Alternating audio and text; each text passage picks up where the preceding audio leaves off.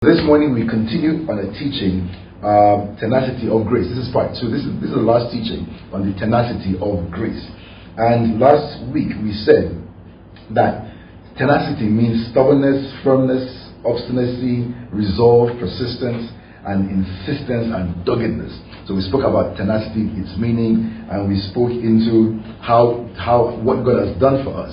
It's an amazing thing. It's this grace that we're learning about is all about us believing what God has done for us. And the believing is the key. If God has done this amazing thing for you and you don't believe, then you can't walk in it. But all you have to do is that you actually just believe in your heart that God has done this thing for you. And that's what He's done. And there are 3 things that God has done for us to make this grace very hard to lose. God has done 3 major things to make grace very, very hard to lose. And last week, and the 3 things are: 1, God gave us His Spirit to change our nature. So God, when we say yes to Jesus, when we become saved, the Holy Spirit comes into us, and the Holy Spirit cleaves with our spirit and forms a new creation. Okay, and changes our nature. So we're not the same person again. The things that we could bear, we could tolerate sin and not repent. We are no longer that person. And as a born again person, because you really, really believe, you cannot sin and not repent, because you cannot overpower the Holy Spirit. The Holy Spirit will overpower you, bring you into repentance right away. And then, of course, there are some things that the Lord has done that keeps us in salvation that we earned. Not that we earned, that we were given. That's huge mistake. There is nothing we can do to earn salvation. We were given. It's a free gift. Fantastic. 2, we have a high priest in heaven. We're going to talk about that very soon. That never dies, whose sacrificial offering has the power to atone for our sins eternally. 3, we have an advocate in heaven before the Father, who is standing there defending us, as a lawyer defending us, even when we sin. And I'm going to look at that. So these 3 things basically keep us. We are not falling in and out of salvation or grace by the hour. Because sometimes if these things were not in place, then we think, well, if we sin, then the Holy Spirit jumps out and then we're going to hell. And then when if we repent, then He comes back in. And then all day long, like, depending on what time a man dies, that depends on if they go to heaven or hell. That's just not a great plan. And even for a man, it's not a great plan. So for God, it's just not a plan. So God has put things in place to just keep us steadily in that grace. We believed into it, and we can only believe out of it. We did not get it by works. Neither can we lose it by works. So before this is over, I pray that we will talk about the unforgivable sin, and that's important for us to talk about. So I believe that we spoke about the Holy Spirit in us changing our character and nature. I think we quoted 1 John 3:9. We looked at Romans 8:3, and we just saw that indeed that Jesus Christ. We looked at what Jesus Christ had done for us. He came in the flesh because we could not defeat sin in the flesh. So the Son of God took on the flesh, just like an ordinary man, and in that flesh He defeated sin. And then in His righteousness that he had, He gave it to us as He was slain on the cross. We looked at 2 Corinthians 5:17. It says, therefore, if anyone is in Christ, whoever is born again, he is a new creation. When the Spirit of God, the Holy Spirit, cleaves with your spirit, you become a new creation. And then all things have passed away, and behold, all things have become new. So you can no longer tolerate the sin that you used to. So the Holy Spirit is in you, and the main reason He's in you is to help you. He's a helper. Is to help you be the righteousness that you've been given. So you are given this gift of righteousness, and then the person, the God that gave you this gift, comes in to live inside of you, abides in you. He stays with you, and He partners with you to live this righteousness that you have been given. So it's really powerful. It's a powerful combination. You have help. There are times when I hear people say, how can I do this? How can I just walk this walk of righteousness? Like, how can I? But it's not about how can you. It's like it's you and the Holy Spirit. It's you and the Spirit of God. Nothing is impossible with God. God is so powerful. As you've partnered with Him, He's with you. It's no longer about your capacity or your capability. It's not about your partnership with God. It's about you allowing the power of God work in you to keep you on the path that He wants you to be on. So you are not depending on your works or your ability. You did not get the righteousness by your works, by your effort. So you cannot keep it by your works and your effort. You're going to keep it because the Holy Spirit is in you and is guiding you, is strengthening you, and being helped by the Spirit of the living God is not a small thing. There's nothing ordinary about you. You are not a mere woman. You are not a mere man anymore. You're supernatural. So start to wrap your mind around the fact that you have supernatural capacity and capabilities because the Holy Spirit of God it has partnered with you. He lives in you, and you do everything with Him. You take Him everywhere. Remember that. Wherever you go, whatever you do, you're taking Him with you. He says that He will save you to the uttermost. So He's like wherever. So just be aware that He's with you all the time. That should just get you evaluating the things that you do and you don't do. So fantastic. So yes, and today I want to start with the second point is we have a high priest who lives forever in heaven that's still interceding for us. So we have a high priest, and the job of a high priest is to offer sacrifices to God, sacrifice, peace offerings, sin offerings to God, and we have, and this high priest is our Lord Jesus Christ. Hebrews 7:25 to 27 says, therefore He is able. This is Jesus is able to save to the uttermost. That's like when we say yes to Jesus and the Holy Spirit moves in. He cleaves to us and He will save us to the uttermost. There's nowhere you go, He will follow you there and get you out. As long as you believe, He's just there to do that for you. Those who come to God through Him. So it's yes, since He always lives, and now this high priest we have, He lives forever. So it's not a high priest that will die, then a new one may come. You might not have a relationship with this one, and then he may have a different kind of character or attitude. No, it's the same high priest that never dies that we have in heaven. And His offering is His blood. It's right there in front of the Father, just ministering to the Father on my behalf, on your behalf. It's an amazing, amazing plan. He always lives to make intercession for them. For such a high priest was fitting for us, who is holy. Our high priest is holy, is harmless, undefiled, is separate from sinners, and has become higher than the heavens.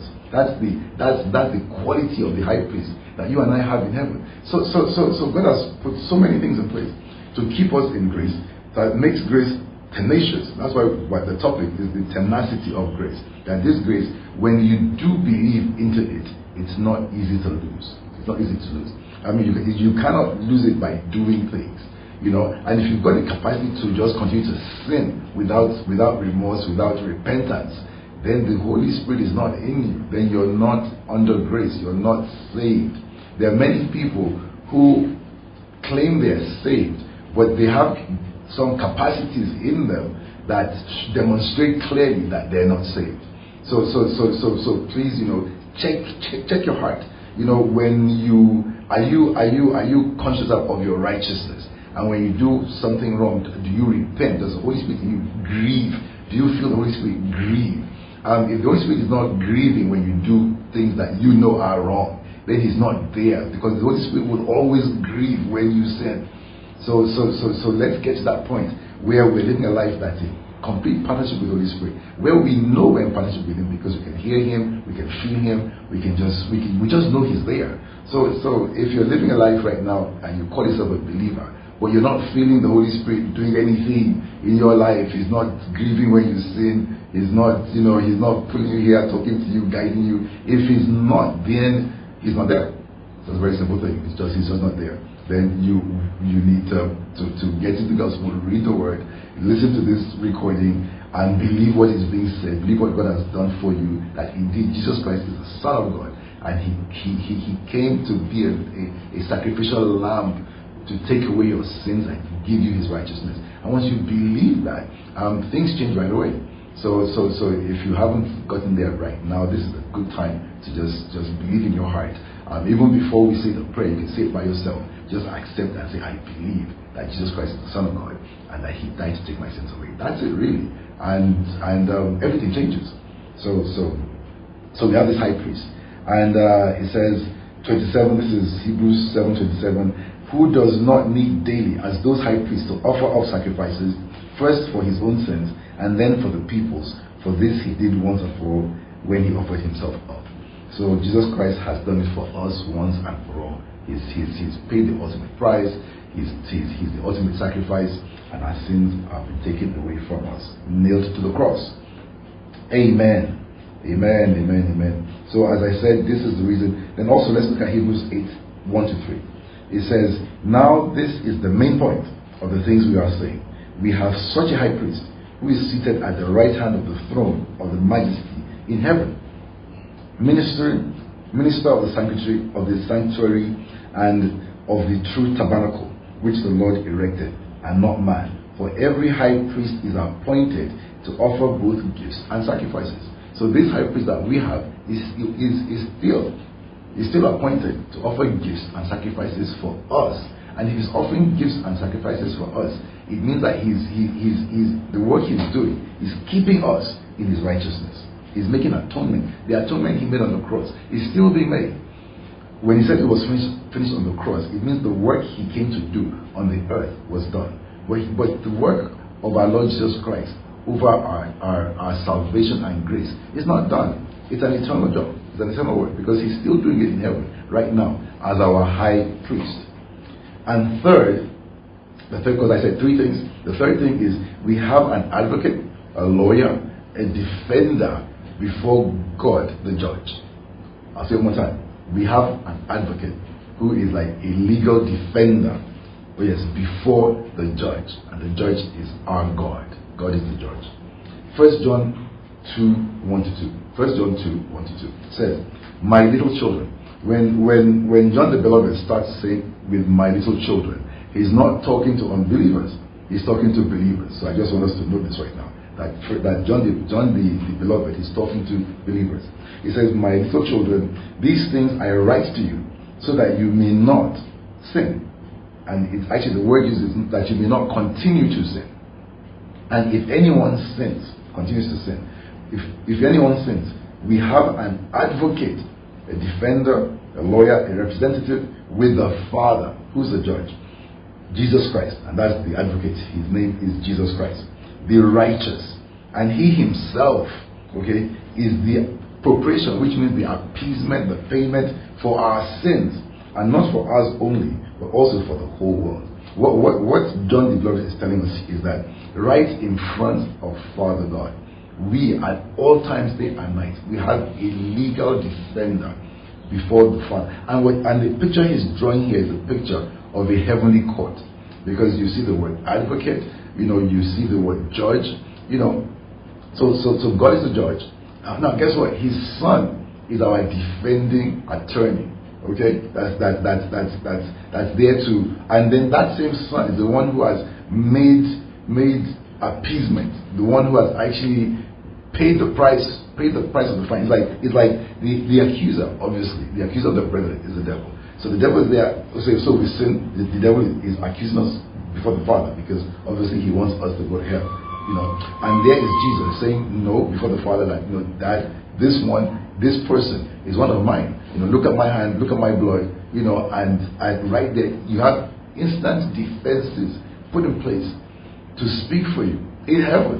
And that's what we see here. So one, you've got a high priest, you've got a defending attorney that's speaking up for you. All these things God puts in place to hold us like a peg in our salvation, that we can't be pulled out easily, because we believed in his Son. We get to not maybe employ or activate, we actually get to retain, the word is retain, we get to retain this advocate in heaven by believing.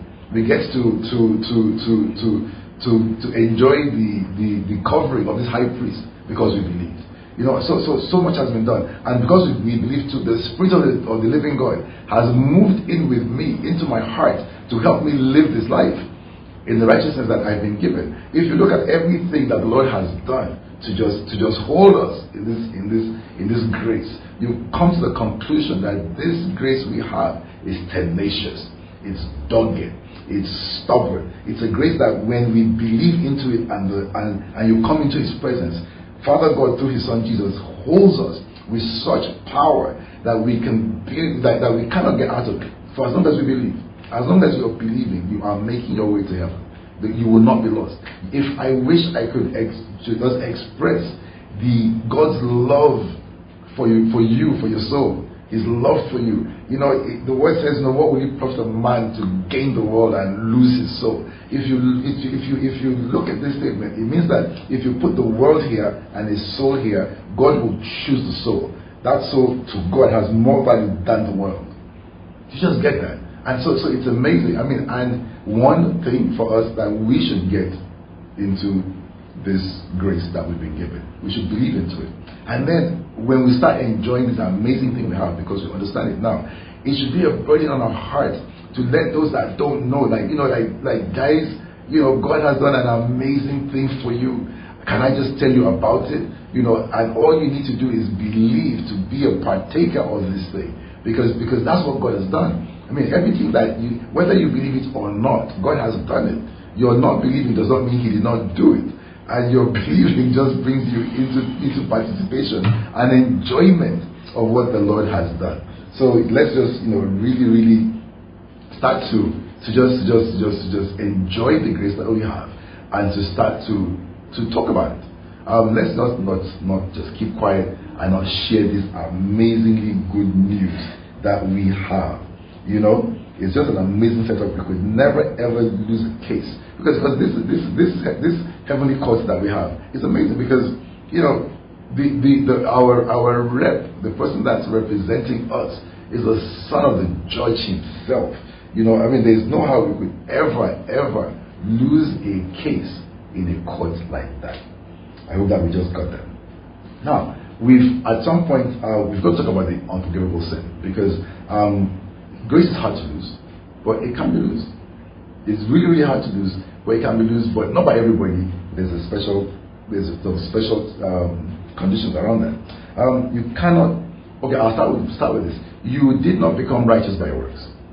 You didn't do something so good. No matter how good you are, you cannot attain righteousness before God. So it's not what you did that got you the righteousness. It was given to you. The righteousness that we have was given to us. Now, if I cannot do good into righteousness, can I do bad out of it? No, I can't, because I did not receive it by works, so I cannot lose it by works. But then, if I stop believing, if I unbelieve, if I stop believing, and I stop believing, then I can lose it. And I'll look at a few verses here for us to study. It's Matthew 12:31. Matthew 12:31 said, therefore, this is Jesus. Therefore I say to you, every sin and blasphemy will be forgiven men, but the blasphemy against the Holy Spirit will not be forgiven men. 32. Anyone who speaks a word against the Son of God, Son of Man, it will be forgiven him. But whoever speaks in unbelief against the Holy Spirit, it will not be forgiven him, either in this age or in the age to come. Again, we look at Luke 12:10, and it says, and anyone who speaks a word against the Son of Man, it will be forgiven him. But to him who blasphemes against the Holy Spirit, it will not be forgiven him. So once again, we are hearing about this unforgivable sin. And for a lot of people, most people don't know what it is. Some people think they've committed it, but to be quite frank, it's not easy to commit. Only a select number of people are able to commit this sin. And then let's look at 1 John 5:16. That says, if anyone sees his brother sinning, a sin which does not lead to death, he will ask, and he will give, and that's the Lord, will give him life for those who commit sin not leading to death. Then it says, there is sin that's leading to death. I do not say that you will pray about that. So we see 3 verses here that tell us clearly that there is a sin that will not be forgiven, and a sin that will lead to death. And now this death we're talking here is the second, like the death is the second death, which means that we have eternal, we have two choices: eternal life in heaven and eternal death in hell. So this death, this sin that leads to death, is the eternal death in hell. So we've got those 3 verses. But thanks be to God, we have Hebrews 6, 4-6 that tells us clearly what the unforgivable sin is. That's Hebrews 6, 4-6. And it says, "For it is impossible for those who were once enlightened and have tasted the heavenly gift and have become partakers of the Holy Spirit and have tasted the good word of God and the powers of the age to come, if they fall away." So it says it's impossible if they fall away to renew them again to repentance. For they crucify again for themselves the Son of God and put him to an open shame. So when we look here, this is what it's saying here, that it is impossible for those who were once enlightened, if they fall away, to renew them again to repentance. But then look at the conditions. Now, it says, "For it is impossible for those who were once enlightened," so they were enlightened, they received the Holy Spirit and they knew the gospel and have tasted the heavenly gift. The Holy Spirit is in them operating, that's heavenly gift. And have become partakers of the Holy Spirit, yes. And have tasted the good word of God, which we are partaking, which is good. And then the powers of the age to come. This is where we see that it's this verse is talking to very mature Christians, that the Holy Spirit is working with intimately and to do amazing supernatural things. And these are the ones that this verse, like if you come to a point where the Holy Spirit is manifesting in your life consistently to do amazing supernatural exploits, in His name, and then you get to a point that you just stop and you say, I don't believe in you, Holy Spirit. I just don't believe. If at that point the Holy Spirit has revealed so much of Himself to you, you've experienced it, you've tasted it, He says you've tasted the past to come. There's no more proof that He's willing to give you, to convince you that He's who He says He is.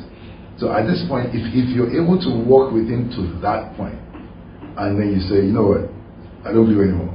It's like, would Jesus Christ have to go back to the cross to be crucified one more time just to convince you that He is God and that your sins are forgiven and that the Holy Spirit, just to convince you that the gospel is true? At this point in time, it's like you've experienced everything, you've seen everything, and then you don't believe. At that point, if you walk away, you really can't come back. That's what the Holy Spirit is saying. Now, for most people that think that they've committed this sin, you just haven't. And I'll tell you the Father's heart regarding this thing. As a father, if I have a 6-month-old baby, and the baby, you know how babies swing their hands back and forth. So baby swings his hand and slaps me on the face. I'm trying to change his diapers and he pees on my body. He just misbehaves. What's my response? Seriously, as a father, what's my response? I smile, I wipe off the pee, I hold his hand and I play with him, I tickle him or her, and I just play with the baby because it's a baby. And that's my response. But if my 22-year-old son comes, looks at me in the face and whacks me a big slap, pees upon me and kicks me, he'll get what's coming to him. That's the response where for all the babies and the young Christians, like you're a baby Christian. You can think whatever you think, you can say whatever you say, and God is like, just going to keep playing with you because you're a baby. But there's a level of maturity that you get to that He doesn't expect you to be like a baby. And just like I would not expect my 22-year-old son to just come and give me a slap. That would just be not right, and it's not acceptable. And that's the heart of God. That's His heart towards you. That's His heart towards us. So it's good that this morning that we get to see what the unforgivable sin is, because for a lot of people it's been a mystery. But it's this is what it is. This is the unforgivable sin.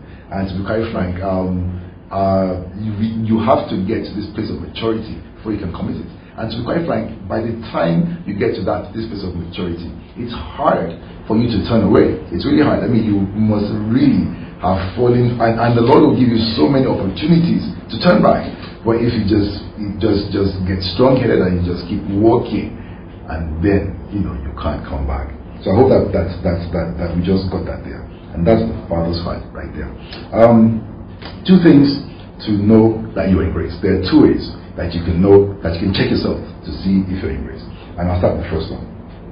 The first one is your ability to get rid of your guilty conscience after committing a known sin and remaining in righteous consciousness by believing the finished work of God. Now, what I'm saying here is this: as a believer, you've heard the gospel of grace and you believe. Okay. Now, if you fall into any kind of sin, and I mean any kind of sin, because sin, there's just sin is sin. And you know that, oh wow, what I did wasn't right. Now, if you believe all that the Lord has done for you, and you know the power that is in the blood of Jesus, it will be very quick for you to fall into repentance right away. Which means right away, I realize, you know what, I should have thought that way. I should have gone that route. I should have done that thing. And Lord, I plead the blood. You deal with it. You speak over it. And immediately the guilt that you felt for like a minute is gone, because you know what has been done for you. But if you're a person that in that same situation, the guilt just lingers and the guilt just remains. I mean, you can't pray, you can't come to God, you're separated from God for a while, for a season, for a time, and that separation is like death. If you're experiencing that, then you really haven't believed what the Lord has done for you. Because if you believe what the Lord has done for you, then that belief kicks in. You know the power of the blood, and to be quite frank, only the blood of Jesus can take away a guilty conscience. But you know that the blood of Jesus has the power. You've pled the blood. You've received your forgiveness. You've asked for mercy. You've received your forgiveness. You should be able to get up and start walking in a newness of life and mercy. But if you can't do that, then it means you really haven't believed your way fully into the grace that you have. This topic of grace, for it to function in our lives, it's about you believing what the Lord has done for you. God has done it for you, but you've got to believe what He's done. I said this some time back, where it's like if somebody gave you a check for $1 million and you just didn't believe that person could afford it, so you didn't take it to the bank. But guess what? They could. But now you didn't take it to the bank, and then you live life poor, homeless, hungry, in lack, suffering all sorts of persecution and oppression. But the check is in your back pocket. Compare that to the person who just be like, wow, this person gave me this check, I'll take it to the bank. You take it to the bank, and guess what? They cash it. And now you're living in the abundance of what you've been given. That's exactly what the Lord has done. He has done this amazing, abundant, tenacious grace that we have. But if you don't believe this grace, you can't enjoy it. So what I'm asking this morning is that we believe the grace that we have, and that we be blessed in it. Amen. Let's look at 1 John 3:20-24. Now it says, for if our heart condemns us, and I'll tell us this morning, it is our heart that condemns us. Even in the Garden of Eden, when Adam and Eve had eaten the fruit and God was walking down in the garden, God did not drive them away. Their heart convicted them, condemned them, and they went and hid. And when God says, where are you, Adam? He says, we hid because we were afraid. Okay, their hearts condemned them. And to clarify, just for us to know, that I was afraid. That's the first time that the word fear comes up in the Bible, when Adam hid and said, I am afraid. That's what sin does. Sin by itself will disconnect us from God. And the sin in our heart is condemned, and our heart separates us from God. And this is what he's saying here, right? If our heart condemns us, God is greater than our hearts. So God is greater than our hearts. He's able to overcome our hearts that's condemning us and bring us back into righteousness. We're no longer condemned. He's greater than our God and knows all things.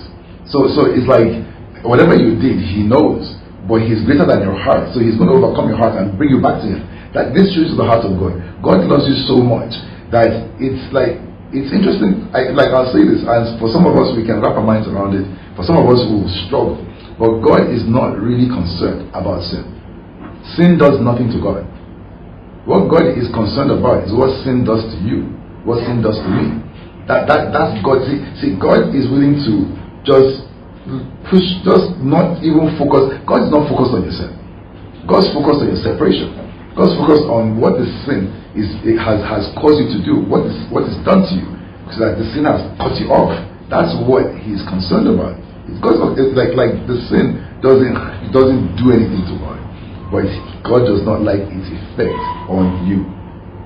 So you get that? And it said 21 says, this is 1 John 3:21. Beloved, if our heart does not condemn us, we have confidence before God, towards God.